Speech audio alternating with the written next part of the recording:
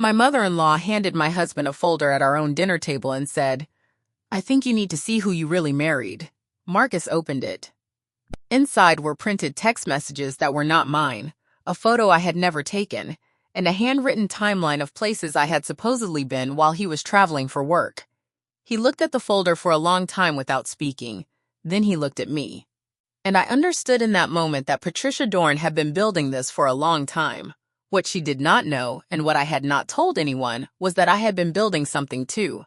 Something she would not see coming. Before I go on, if this story connects with something real in your life, please take a moment to like and subscribe, but only if you genuinely feel it. Drop a comment and tell me where you are watching from and what time it is there. I read every single one. My name is Elena. I am 29 years old. And this is the story of how a woman who spent 4 years trying to erase me accidentally handed me everything I needed to make sure she could never do it to anyone else. Now let me take you back to the beginning, not the dinner table. Before that, before Marcus. Before the house on Mercer Lane and the wedding in September and the years of small calculated damage, I spent most of my 20s learning to document with the same precision. My father worked in construction management and was quiet in the way that useful men are often quiet, preferring to fix things over discussing them and showing up to every school event I ever had without being asked. My younger brother Jake was 3 years behind me and had our mother's practical streak and my father's silence, and was the kind of child who disassembled a clock at age 8 to see how it worked and then reassembled it correctly, which was something neither my parents nor I had expected him to do. Camille was 3 years ahead of me and had the specific confidence of an oldest child who has been trusted since age 6 with things that required responsibility and did not break that trust. We were not a family that talked a great deal about feelings, but we were a family that showed up. There is a difference, and I understood it young. The house on Maple Creek Road where I grew up was a 3-bedroom brick ranch with a carport and a backyard that had a creek running along the bottom edge of the property and a porch on the front that my father had screened in when I was 9, because my mother wanted to sit outside in the evenings without the mosquitoes. My mother kept a journal from the time I was old enough to know what a journal was, not a diary, a record. She wrote things in it that she needed to remember, dates, details, conversations that had seemed important, decisions, and the reasoning behind them. She used it the way her filing cabinet had 4 drawers, not for sentiment, for clarity. I watched her do this my entire childhood, and I think it shaped something in me that I did not have a name for until I was sitting across from a private investigator explaining why I had 247 dated entries in a notes folder on my laptop. And she looked at me the way Dorothea Wells looked at me, and I understood that my mother had taught me this. Patricia used to inflict it. I grew up in Clarksville, Tennessee, the middle child of 3 in a house where my mother Diane kept a running list on the refrigerator of things she needed to do and people she needed to call back, and neither list ever got shorter. My mother is a practical woman, not cold, not distant. Practical in the way a person becomes when they have learned that most problems have a solution if you are willing to do the work of finding it, and most of the chaos in life can be reduced by paying close attention before things go wrong, rather than after. She worked in insurance claims for 22 years. She had a home office with a filing cabinet that had 4 drawers, and she knew exactly what was in all 4 of them at all times. She had a phrase she used throughout my childhood that I only fully understood when I was an adult standing in a lawyer's office with a folder of my own. Evidence is just memory with a timestamp. I did not know at the time that this would become the most useful thing anyone ever told me. I was not a suspicious child. I was not a cautious teenager. I was curious and talkative, and I trusted people easily. And my mother used to say, "Elena, your heart is so open, it forgets to check who is walking through it." And she said it with love, but also with the particular worry of a woman who has spent 2 decades watching what happens when trust does not come with documentation. I went to the University of Tennessee on a partial scholarship and worked 20 hours a week at the library front desk to cover the rest. I studied business law and graduated with a 3.8 and a job offer from a mid-sized consulting firm in Nashville whose name I will not use here, but which specialized in operational compliance for mid-market companies. I was 22 when I started there.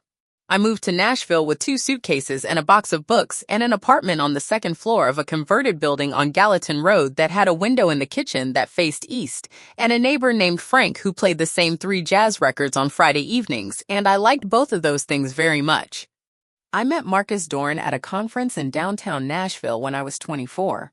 He was presenting on infrastructure logistics for a panel about municipal procurement, which is not a subject that normally produces memorable panels, but Marcus had a way of talking about things that made them feel more consequential than the subject matter typically deserved.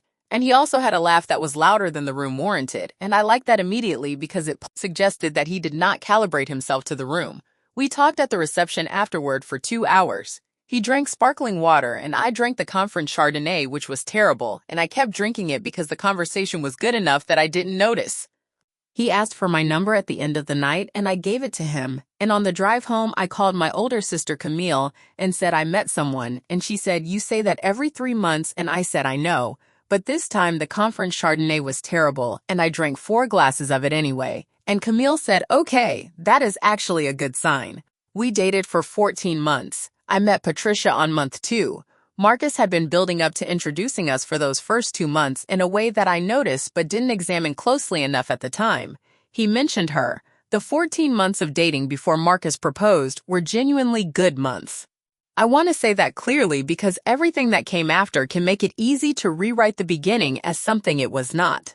Marcus was kind to me in the consistent, specific way that matters most, the way that does not require an audience and does not change based on circumstances. He remembered things I told him once and didn't make a show of remembering them. He took genuine interest in my work and asked follow-up questions a week later about things I had mentioned in passing. He cooked on Sundays with the focused attention of someone who has decided that a thing worth doing is worth doing carefully, and the results were consistently better than mine, which I respected and occasionally resented in the friendly competitive way that people who are well-matched often do. He had a small apartment on West End with a bookshelf that took up one entire wall and a kitchen that was too small for the ambitions he had for it, and a building super named Harold, who knocked on the door on the first of every month to check whether anything needed fixing and whom Marcus always offered coffee to and who always accepted. I noticed that, the way he treated Harold the same way he treated his colleagues and the same way he treated me. That matters. We had one significant disagreement in those 14 months about his mother. I had tried to describe something she had done at a family dinner that had landed wrong, and Marcus had heard it as criticism and gotten quiet in the specific way that means the conversation is closing rather than opening, and I had let it go because I understood that pressing it would cost more than it would gain at that particular moment, and because I had already opened my notes file and written it down, and the writing it down had done the work that the saying it aloud would not have done. We did not revisit it. I filed it in the folder with the growing list of things I understood more than he did yet about what was happening in our direction, and which I would need to be patient about until the evidence was substantial enough to be undeniable, even by someone who loved the subject of it. Often, but always with a specific kind of careful framing, like a person who is preparing a room before a guest arrives and making sure all the sharp corners are padded. She is very involved. She is very particular. She cares a lot about family. These were the phrases he used. I heard them as descriptors. I understand now that they were warnings that he didn't have the language to issue directly. Patricia Dorn was 61 years old when I first met her. Silver hair cut short and precise, the way hair looks when someone has worn it the same way for a long time and has made it a statement rather than a style. She had the particular bearing of someone who decided very early in life that she would be the most competent person in any room she entered and had arranged her entire personality around proving it at all times to all people without exception. She was not unkind looking. She was not the kind of person who looked dangerous. That was the point. She wore a cream blouse to that first dinner and pearl earrings and a smile that reached exactly the distance it needed to reach and not 1 millimeter further. She shook my hand with both of hers when we arrived and said it was so lovely to finally meet me and that Marcus had told her so much about me and that she hoped we would be close. She said all of it correctly. She said nothing that was technically wrong. And then she spent the rest of dinner asking me questions that were shaped like curiosity and functioned like audits. Where did you go to school? What does your firm specialize in? Where did you grow up? Do your parents still live there? Are they still together? What does your father do? What does your mother do? Do you have siblings? Are you close with your family? She wrote nothing down. She did not need to. I could see her filing each answer with the focused attention of someone building a dossier on a subject whose file they intend to use at a later date. The dinner was at a restaurant on West End Avenue that had white tablecloths and candles in small glass holders and a menu that described everything in 4 adjectives. Marcus's father, Richard Dorn, was there too. He was a quiet man who had the air of someone who had learned over many years that the most useful thing he could do in his wife's presence was take up as little space as possible and agree with whatever direction the conversation traveled in. He was not unkind to me. He was just absent in the way a person becomes absent when they have been long enough in the orbit of someone who requires all the available gravity. I drove home that night and called Camille and said, I think his mother is going to be a problem. Camille said, you always say that. I said, I know, but this time I mean it differently. Camille was quiet for a moment, and then she said, okay, so document it. I did. I started a notes file on my phone the next morning. Date, time, what was said, who was present, what the context was. It felt excessive at first. It felt like the kind of thing a paranoid person does. But something in me recognized the shape of what Patricia was doing because I had seen smaller versions of it from other people, and what I recognized was that she was not cruel in the way that leaves obvious marks. She was cruel in the way that leaves confusion, the kind of person who says something that sounds reasonable in isolation, but is designed to corrode something specific when said at the right moment to the right person in the right emotional context. The first documented incident was 3 weeks after I met her. Marcus and I were having dinner with his parents at their house in Brentwood. The house was a 4-bedroom colonial with a kitchen that had been renovated twice and a living room with matching furniture and family photographs hung in grid formations on every available wall. And almost every photograph was of Marcus at various stages of growing up. And in every photograph, Patricia was next to him with her hand on his shoulder or his arm, or at the center of the frame in the particular way of a woman who knows exactly where the camera is at all times. Over the chicken and the roasted vegetables, Patricia said conversationally that Marcus had dated a woman named Claire Hartwell for 3 years before me, and that Claire was now a pediatric surgeon in Charlotte and had just gotten engaged to a cardiologist she had met during her residency. She said it warmly. She said it the way you share good news about someone you genuinely wish well. She looked at Marcus with visible affection and then looked at me with the specific expression of a person who wants you to know they are not looking at you with any particular expression. Richard passed the bread basket. Marcus talked about his week. I noted it. Date, time, who was present, what was said, what the intended effect appeared to be. 3 weeks later, Patricia called me on a Tuesday afternoon while Marcus was at work. She asked how I was settling into the city and whether I had made friends here yet and whether my family came to visit often and whether it must be hard being so far from home. She said it all with concern and in the voice of a woman who wants to be helpful. She asked whether my mother and father were still in Clarksville, and I said yes. And she said, "Oh, that is such a dear little town," in the tone of someone saying, "Oh, that is exactly the kind of modest background I expected for you." At the end of the call, she said, "I just want Marcus to be happy, Elena. He is so important to me, and this family means everything. I know you understand." I said, "Yes, of course." I hung up and I wrote it down. The pattern over the following months was consistent and increasingly precise. Every interaction had this quality of being simultaneously supportive and undermining in a ratio that was calibrated to be deniable if ever examined and effective regardless. She would compliment my cooking in a way that contained a comparison I had not asked for. She would ask about my work with what appeared to be genuine interest and then observe that Marcus's role was very demanding, and she sometimes wondered whether he was getting the support he needed at home. She would arrive at our apartment for visits and rearrange things, not dramatically, just slightly. A book moved from one table to another, a throw pillow repositioned, a kitchen item moved to a different cabinet, small enough that if I mentioned it, I would have sounded unhinged, deliberate enough that I understood it was deliberate. I noted in the first year, after the wedding, I documented 38 separate incidents. Not all of them were significant in isolation. That was the design. The design was that nothing would be significant in isolation. The design was that the only way to see the pattern was to have every piece in one place in the sequence in which it had occurred, which is why I never showed anyone a single entry without the context of what came before it and after it. There was the September dinner where Patricia mentioned to the table that she had been going through Marcus's childhood things and found his old journals which he had not known she had kept and asked whether she should give them to him or to me for safekeeping and said to me with a smile, "I'm sure Elena would love to read them someday." Said warmly, said as if this was an offer and not a reminder that she had access to things about him that I did not. There was the November incident where she arrived at our house for Thanksgiving with a tablecloth she had brought from her own house because she thought the occasion called for something more formal, she said, than what we had, which meant she had looked at what we had at some previous visit and decided it was insufficient and brought a replacement without being asked. I set our tablecloth aside in the closet and used hers and said thank you and noted it. And when she left, I put our tablecloth back on the table and folded hers and left it in the bag she had brought it in.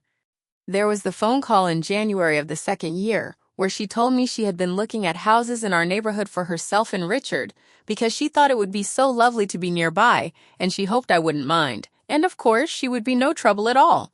I said I would mention it to Marcus.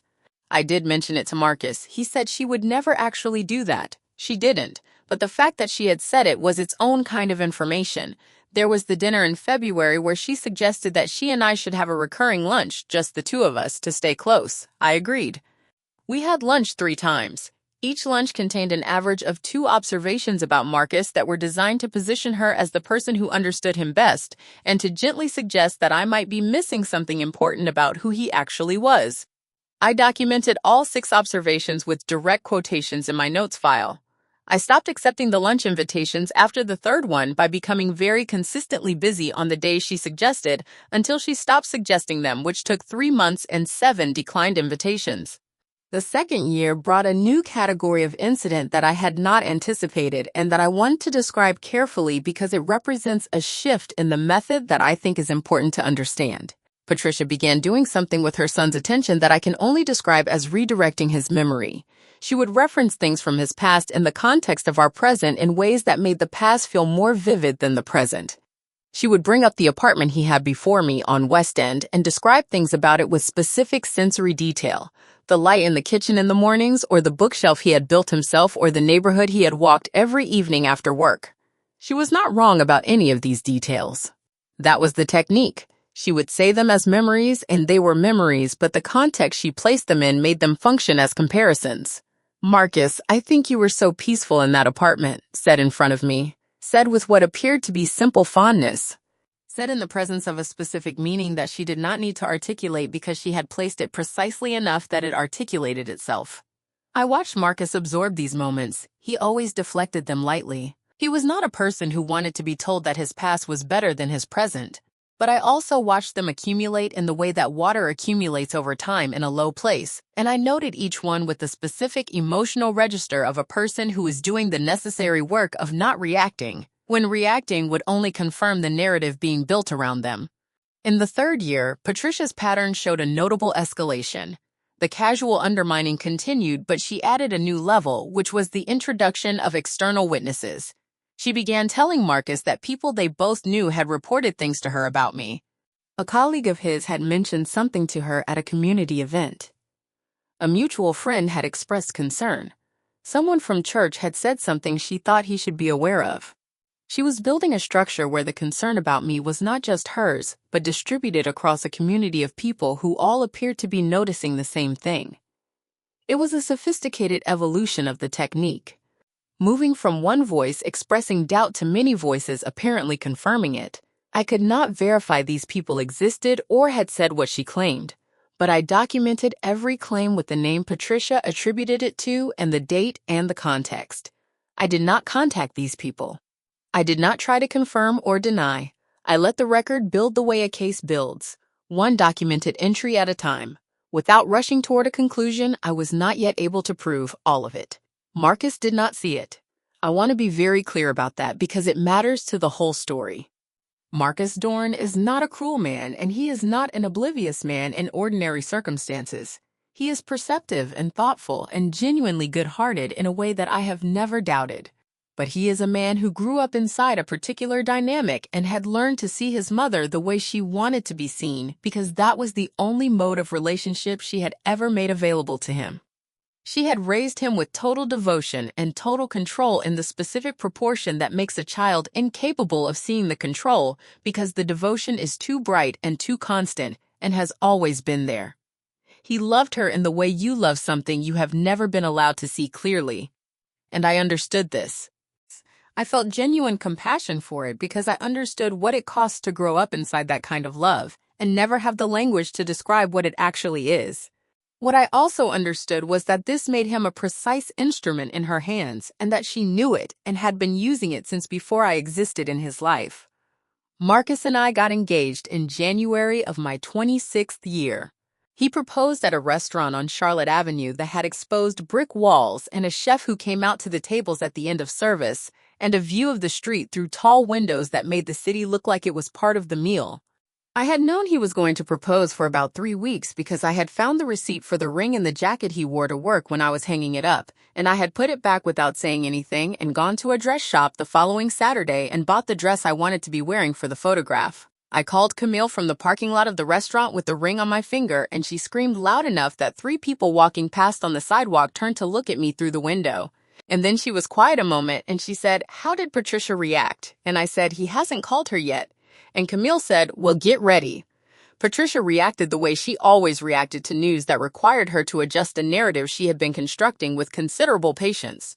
She said she was thrilled. She said she was so happy for them both. She said she had always known this day was coming.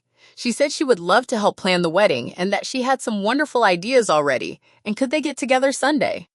She said this with so much warmth and such an immediate pivot to logistics that I understood the warmth was the vehicle and not the destination. She helped plan the wedding the way a general helps plan a battle.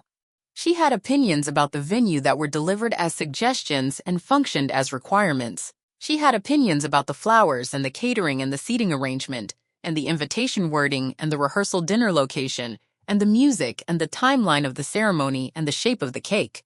She was never technically wrong in her opinions. She was never overtly demanding.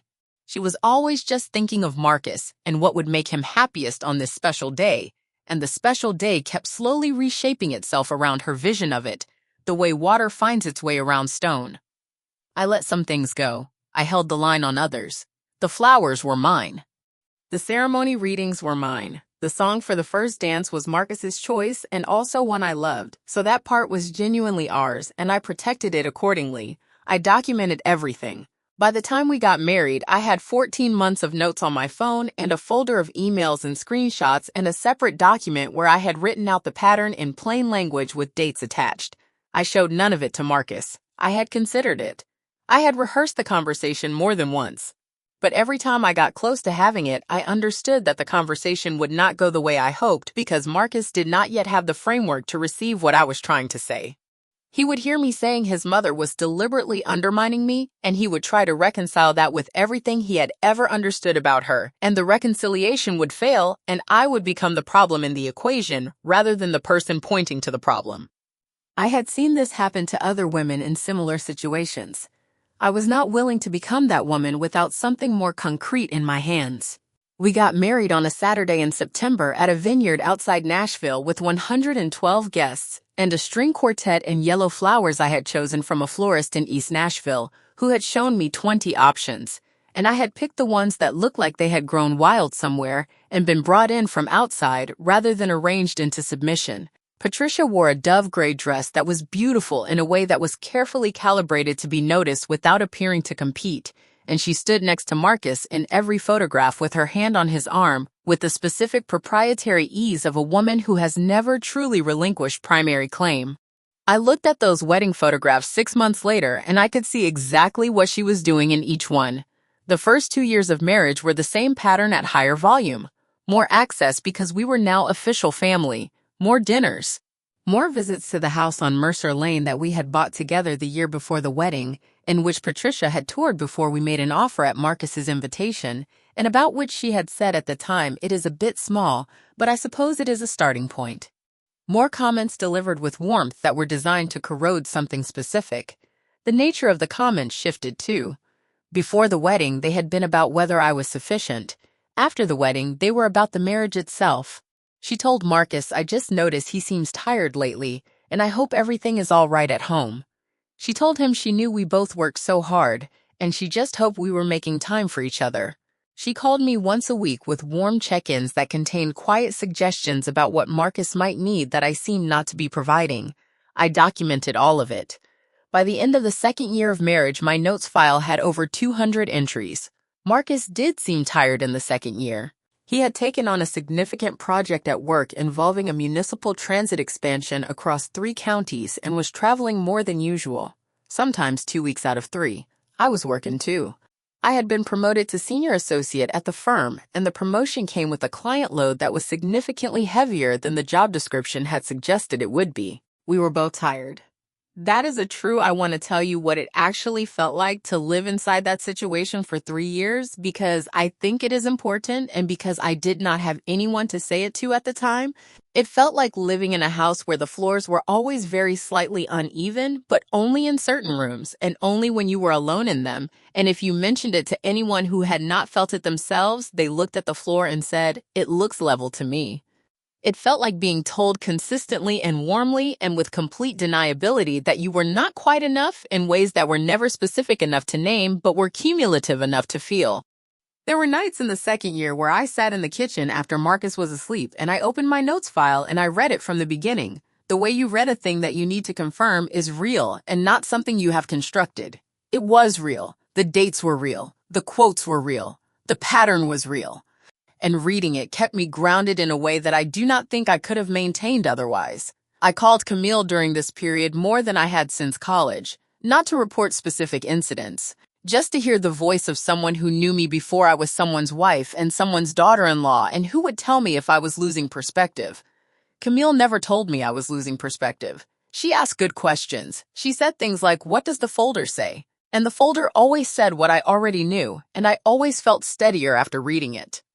I also want to tell you about the single moment in the third year that I think represents Patricia most accurately. It was at a birthday dinner for Richard in April. Marcus had made a toast about his father that was genuinely beautiful, specific and honest and warm in the way that Marcus is when he is talking about something he actually feels. Everyone at the table was moved. Richard had tears in his eyes, and Patricia looked at her son with complete adoration and then turned to me and said quietly enough that only I could hear it, "Isn't he wonderful? I made him that way, you know." And she said it with such genuine pride that for a moment I almost couldn't separate the pride from the claim embedded inside it, that he was hers, that what was good in him was her creation, that my presence in his life was incidental to the person she had made him. I looked at her and I said, "Yes, he is wonderful," and I wrote it down on my phone in the bathroom before dessert. And I want to be honest about it. Patricia was taking something true and using it as a frame for something else, which is the most effective version of that particular technique, because the thing she is framing is real, and your response to it confirms what she is saying, even when what she is saying is not what is actually true. In the third year, Patricia introduced a new element. She began mentioning a man named Daniel Ferris, always in the context of me, always to Marcus, always casually.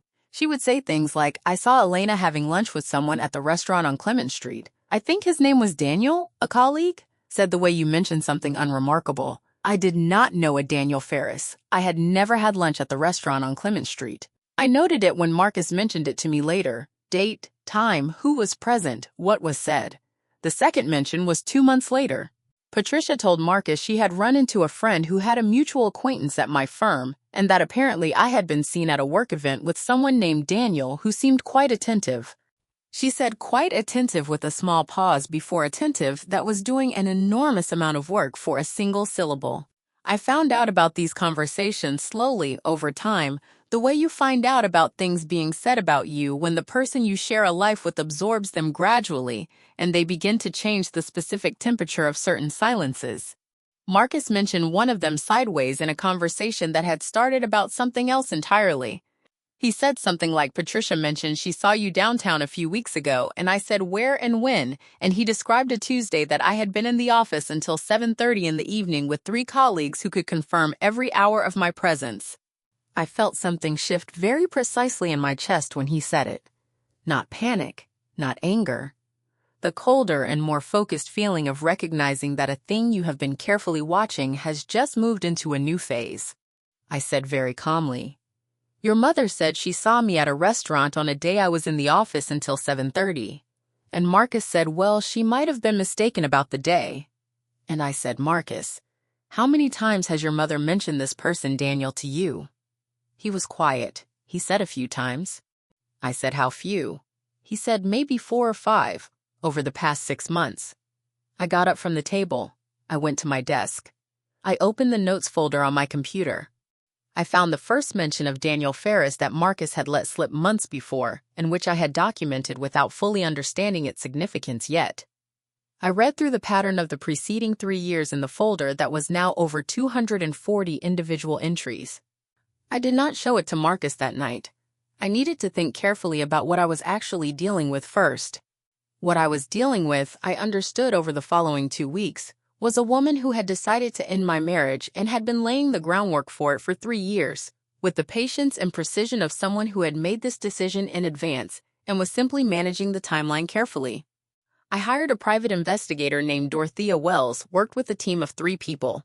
A tech consultant named Omar, who specialized in digital forensics for family law cases. A field researcher named Sam, whose job was to locate and document the real identities behind the fabricated elements. And Dorothea herself, who had the kind of methodical patience that comes from 3 decades of watching people build lies and understanding exactly how those lies were built.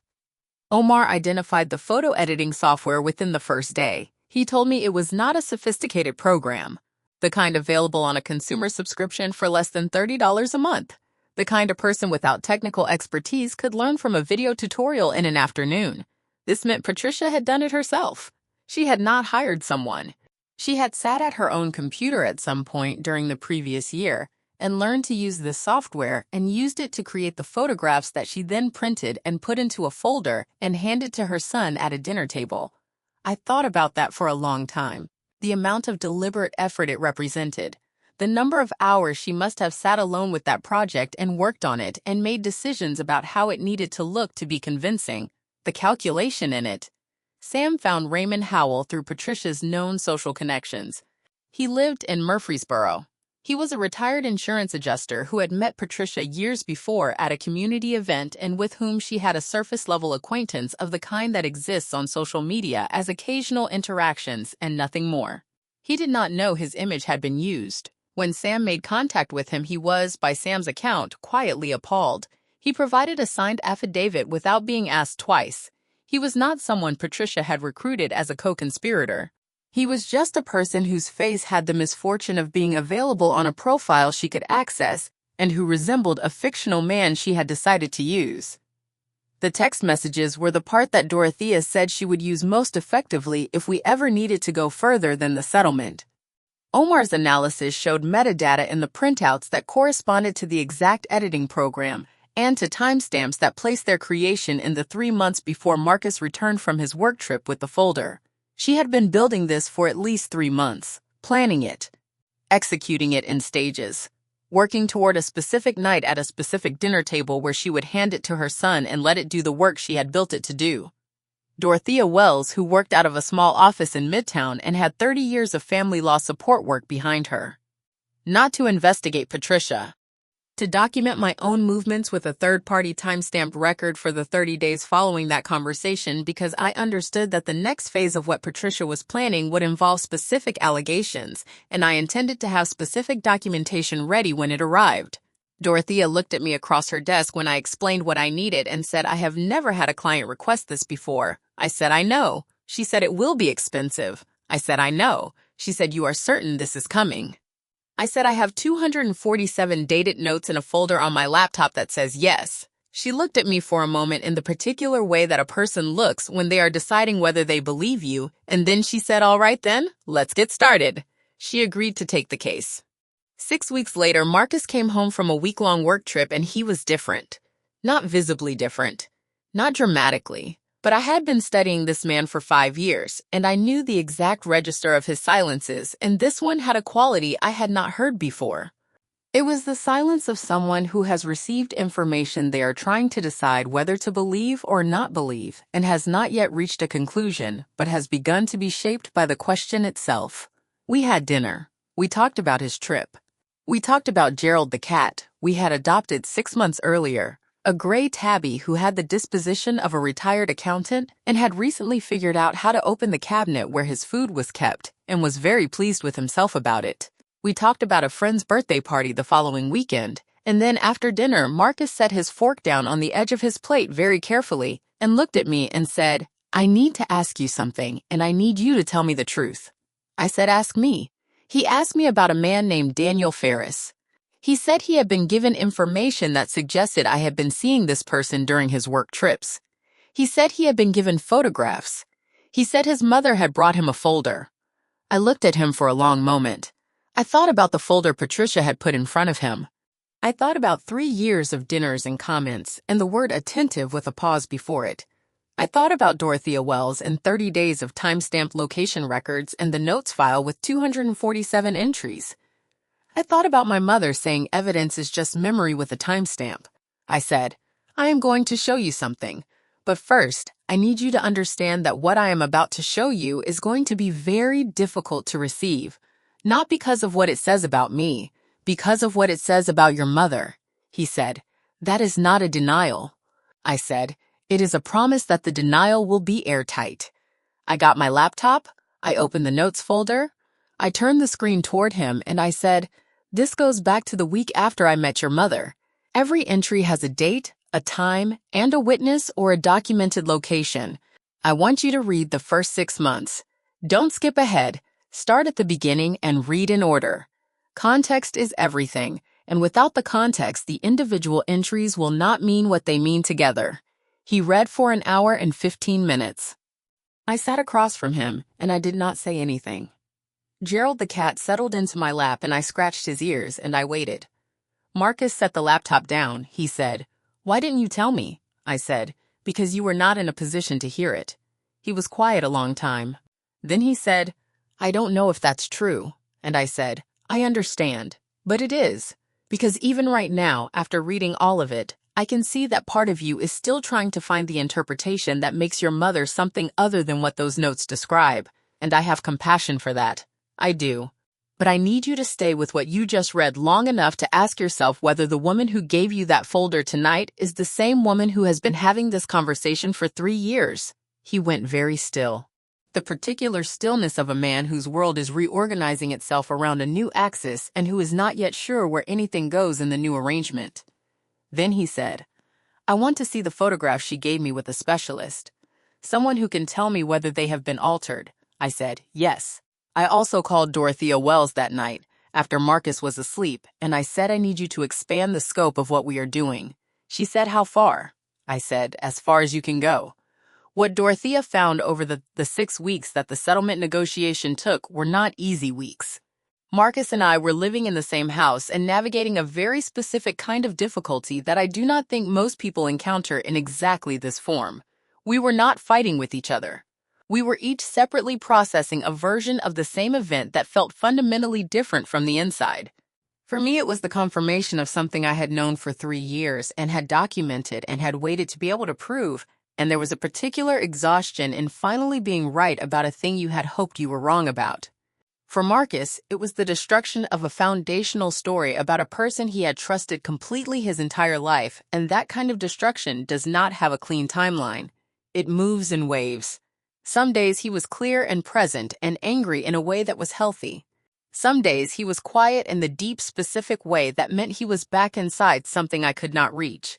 I did not try to rush him through it. I made dinner. I kept normal things normal.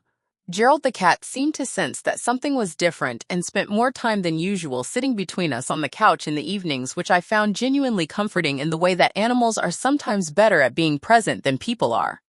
One of the harder nights, Marcus said to me, "I feel like I should have seen it." And I said, "You couldn't have, not from inside it." And he said, "But you saw it, from inside the same situation." And I said, "I saw it because I wasn't inside the same situation. I was on the outside of a system she had been building for 20 years before I arrived. You were inside it the whole time, and that is a very different thing." He was quiet for a while.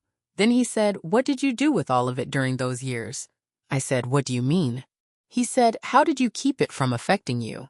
I said, "It did affect me. The notes file was how I kept it from affecting me more than it did."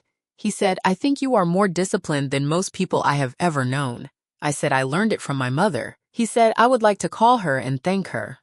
I said she would genuinely appreciate that, and he did call her, and she did appreciate it, and she told him he was welcome, and to make sure he updated his home insurance policy, which is the most my mother thinks she could possibly have said, and which made Marcus laugh for the first time in 2 weeks. Following 3 weeks was methodical and thoroughly damning. The photographs in Patricia's folder had been created, not taken. The man in the photographs was a distant acquaintance of Patricia's named Raymond Howell, who bore a passing resemblance to the fictional Daniel Ferris she had been introducing into conversations for months. The text message printouts in the folder had been fabricated using a template editing program that Dorothea's tech consultant identified in 40 minutes of analysis. The timeline of locations had been built from social media posts I had made that Patricia had screenshotted and recontextualized, inserting names and implications and suggested meanings that were nowhere in the originals. The forensic evidence was unambiguous.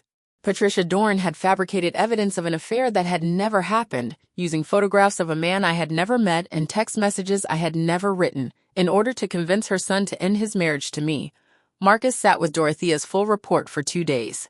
I gave him the space to do that because I understood what he was working through. He was not just processing the evidence. He was dismantling 19 months of a story his mother had been telling him about his own wife and replacing it with a different story about his mother, and neither story was easy to hold. On the 3rd day, he came to me and said, "I owe you an apology that I am not sure I have the words for yet." And I said, "You will find them. Take the time you need." He said, "What do you want to do?" I said, "About us or about your mother?" He said, "Both." I said, "About us. I want to stay married to you." "About your mother. That depends on what you want to do, but I am not going to pretend this did not happen, and I am not going to agree to a version of events where she made a mistake or was confused or meant well." He said no. She did not mean well. It was the first time I had heard him say something unambiguous about Patricia without qualifying it in the same breath. It sounded like a door opening. Slowly and with effort, but opening. We contacted a family law attorney named Vivian Park, who specialized in cases involving fabricated evidence and defamation within family contexts. Vivian looked at Dorothea's report and the folder Patricia had assembled and the notes I had been keeping for 3 years, and she said, "This is one of the most thorough self-documentation cases I have seen from a private individual." I said, "I learned it from my mother." Vivian said, "Your mother sounds like a very practical woman." I said, "Yes, she is." Vivian sent a letter to Patricia through her own counsel outlining what we had and what we intended to do with it. The letter was 12 pages. It detailed the fabricated photographs, the edited text messages, the false witness reports Patricia had solicited from a friend who had agreed to claim she had seen me at a restaurant on a day I was demonstrably elsewhere. It outlined the 3-year documented pattern and what that pattern constituted under relevant civil statutes. It offered Patricia a choice between 2 paths, and it was very precise about what each path would and would not result in. Patricia's lawyer called Vivian 3 days after the letter was sent. I was not in that phone call. Vivian told me about it afterward. She said Patricia's counsel was direct and professional, and that Patricia was prepared to accept responsibility in a form that would be private and binding and permanent. Vivian said she told counsel that private and permanent were available, but that binding and accountable to specific conditions was non-negotiable. The settlement took 6 weeks to finalize. There is something I have thought about often in the 14 months since the settlement was finalized, and I want to say it here because I think it matters. What Patricia did was not unusual in its structure. The particular shape of what she did, the patient building of doubt over time, the introduction of external validation, the eventual fabricated evidence that was designed to look like confirmation of a concern that had been carefully seeded for years, is something that happens in families with some regularity. Usually without the fabricated photographs, usually just the patient doubt building and the whispered suggestions and the comments that sound like concern and function like erosion. Usually without a Dorothea Wells and a folder and a settlement agreement. Usually it just works. The person on the receiving end starts to believe the version being offered of them because it is coming from someone their partner trusts, and it comes with warmth, and it comes repeatedly, and the warmth makes it hard to call it what it is. I got lucky in specific ways that I want to acknowledge. I had a mother who taught me to document things. I had a sister who said document it the first time I described something that felt wrong. I had a job that had given me enough income to hire Dorothea Wells. I had the specific kind of mind that is better with evidence than with confrontation, which meant I did not blow up the situation before I had enough to make the blow up irrefutable. Not everyone has these things. I know that. I know that most people in the version of this situation I was in are not keeping dated notes files and are not in a position to hire a private investigator and are not the specific combination of patient and disciplined and adequately resourced that allowed me to do what I did. But Vivian Park told me something the first time we met that I have thought about many times since. She said the reason most people in your situation do not prevail is not that the truth is not on their side. It usually is. It is that the truth is not organized. It exists as feeling and frustration and isolated incidents that have not been connected into a structure that can be held up and examined as a whole. She said what you have given me is not a complaint. It is a case, and a case has different weight than a complaint in every room it enters. I want you to understand why I am telling you this. Not because I think everyone who is in a difficult family situation needs to build a legal case or hire a lawyer or go through what I went through. I hope you never go through what I went through. I am telling you because Vivian Park's observation applies to every situation where someone is trying to make you doubt yourself. The truth being on your side is not enough if it lives only in your chest. It needs to be somewhere you can point to, somewhere with a date on it. I want to tell you one more thing about the period before the settlement.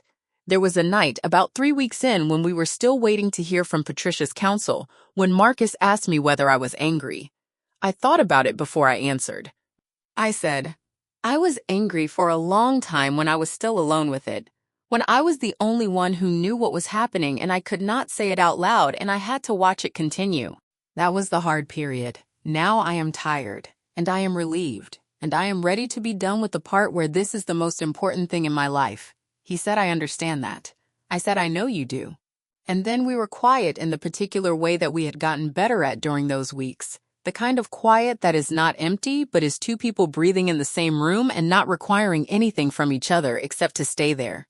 Gerald the cat sat on the windowsill and watched the street below with the focused attention he gave to all things that might be worth watching, and the evening light came through the glass. And I thought, this is still a good life. It is still the life I chose. What I had chosen was still there. It had just survived something.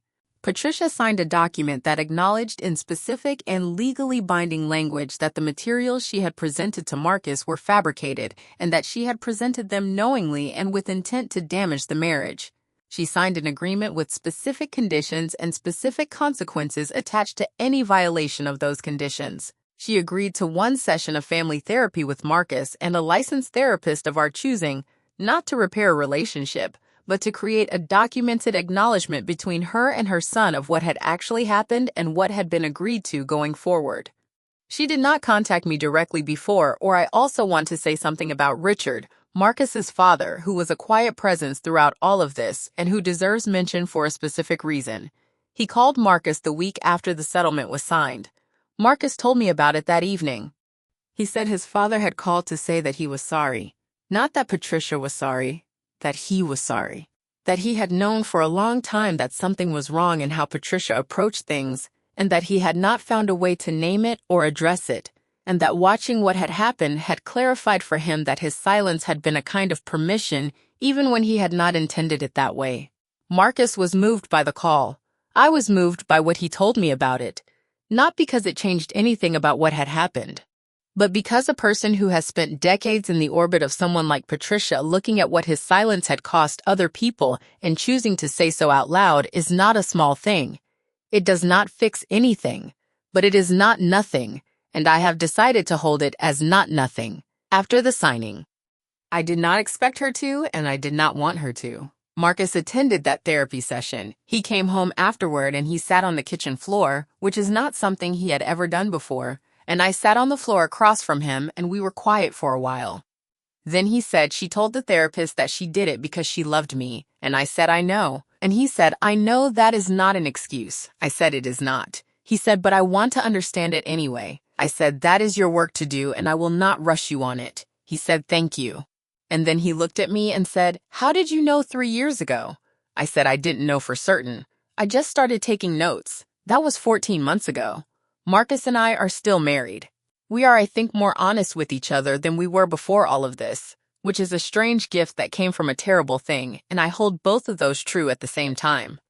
We understand the particular vulnerabilities that people who love us can become targets of, and we talk about things now that we probably should have been talking about earlier. That is not Patricia's credit. That is ours. Marcus has a relationship with his mother that I cannot characterize from the inside because it is his to navigate. It is limited. It is different than it was. There are conditions on it that are his to hold, and so far he has held them. I do not ask for updates unless he offers them, because that is the bargain we made, and I intend to keep my side of it as carefully as I have kept every other record in this story. My notes folder is still on my laptop. I have not deleted it, not because I am waiting for something, but because it represents 4 years of work that I did quietly and carefully and alone when no one was watching, and I think there is value in being able to look at a thing you built in secret and know that it held when it needed to. Gerald the cat can now open 2 cabinets and has also figured out the drawer where I keep the can opener. He is extremely smug about both achievements, and I'm sincerely proud of him. I want to say something to anyone watching who is in a version of what I was in, not the same version. There are 1,000 versions of this story, but the version where someone close to you is doing something deliberate and subtle and the person you love most is not able to see it yet. Document it. Not because documentation always saves you, but because it keeps you sane. It gives you a version of events you can hold in your hands and look at when someone is trying to convince you that what you are experiencing is not what you are experiencing. My mother told me evidence is just memory with a timestamp. She was right about that. Memory alone can be argued with. A timestamp folder of 247 entries is a different kind of conversation entirely. I am also not a cautionary tale about marriage or family or what love costs. I am a person who decided at 24 years old that I was going to pay attention, take notes, and not let anyone's version of events replace my own. That decision is available to every person watching this. It does not require anything except a notes app and the willingness to believe what you are seeing when you see it. Thank you for staying until the end. If this story made you feel something, write it in the comments. I read every single one. And if you want to hear the story of a woman whose sister stole her identity for 6 years and what the bank discovered when the loan finally came due, that story is waiting for you in the description below. Click it. Until next time, take care of yourselves. And if someone is trying to replace your version of events with theirs, open a notes app and start writing today.